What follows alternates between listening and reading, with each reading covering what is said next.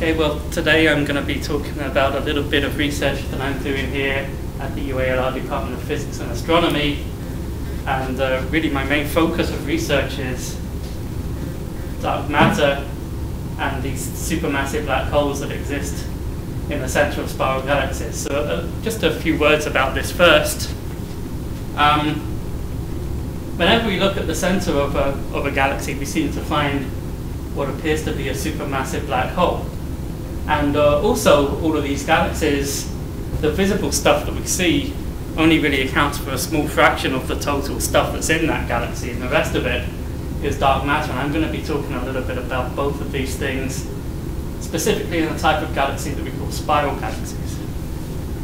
Our Milky Way is a spiral galaxy, and we know that at the heart of the Milky Way there's a black hole, and the most recent mass estimate for that black hole is about something like 4 million times the mass of the Sun.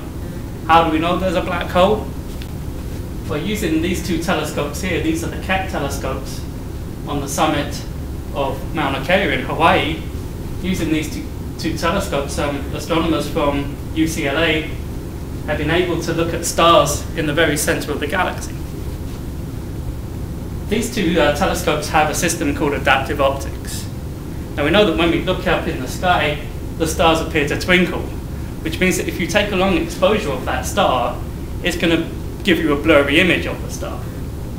Ideally, we don't want that. We want a nice sharp image. And adaptive optics can effectively de-twinkle the stars. That's what adaptive optics does. It gives you a much sharper image than if you didn't have adaptive optics. And it enables us to look right into the center of the galaxy and to look at individual stars right in the center. And we can plot, over time, we can plot the orbits of how those stars are moving around the very central object in the galaxy. And the speed at which they're moving actually tell us, through some mathematics which I'm not going to get into, how massive the central object is. And that's where we get the 4 million solar masses from, 4 million times the mass of the Sun.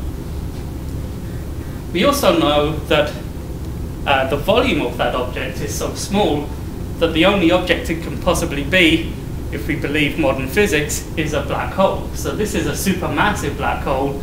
A supermassive black hole is a black hole that is typically maybe a few 100,000 up to a few billion times the mass of the Sun.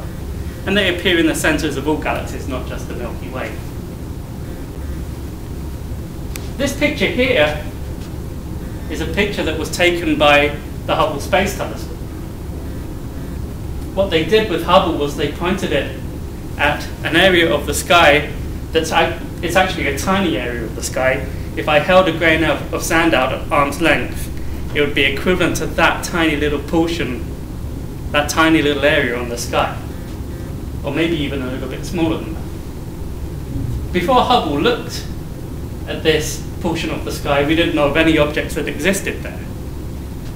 But Hubble sat there, and it sat exposing for about 40 hours. And after 40 hours, this is the image that we got.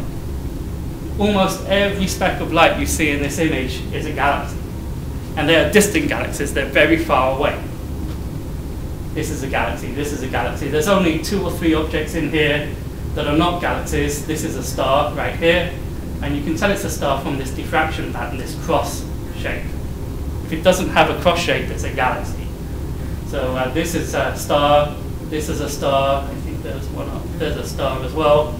Everything else in this image is a galaxy. And as I said, these are galaxies that are very far away, and we can actually use this. It's a very powerful tool in astronomy. I'll come back to this in a few slides. Every one of these galaxies has something in common. The stuff that we're seeing here is only about 10% of the total picture. About 90% of the stuff in these galaxies we can't see. It's what we call dark matter. So every one of these galaxies, every one of these specks of light has the same thing in common. That it's only giving you 10% of the picture. The other 90% we can't even see. So the question is, why do we need dark matter?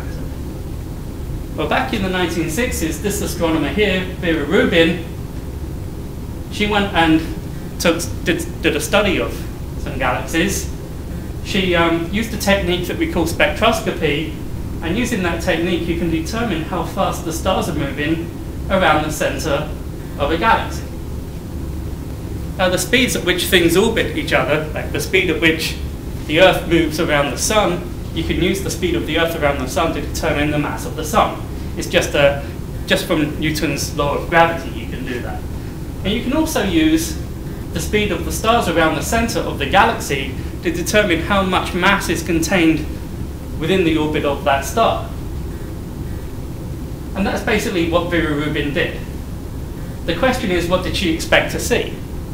Well, if all the mass was just visible mass, if all the matter was just visible matter here, then what you would expect to see is velocities of the stars that increase as you go outwards along this red line from the center, and then they would reach a peak and then they would start to decline.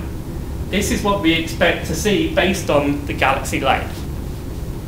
However, what Vera Rubin found was that what actually happens is the speeds of the stars increase and then they reach a maximum and they stay there out to a very large distance from the center of the galaxy. This tells us that there's a lot more mass there than we can see. And the mass has to be there out to quite a large distance from the center of the galaxy because these velocities are staying high all the way out here. This is really the modern day picture of galaxies. This big blue sphere is what we call a dark matter halo. And the radius of that big blue sphere is typically 5, maybe 6 times the radius of the central galaxy. So in modern astronomy and cosmology, galaxies consist of a huge dark matter halo, and sitting at the center of these huge dark matter halos is what we see as a visible galaxy. Well, the main reason I put this slide in there is just to show you that a galaxy like this, it's fairly easy to determine the speeds of the stars around the center of the galaxy, but this one, it's face on and you can't actually measure the speeds of the stars in a galaxy like this. You can for this, but not for this.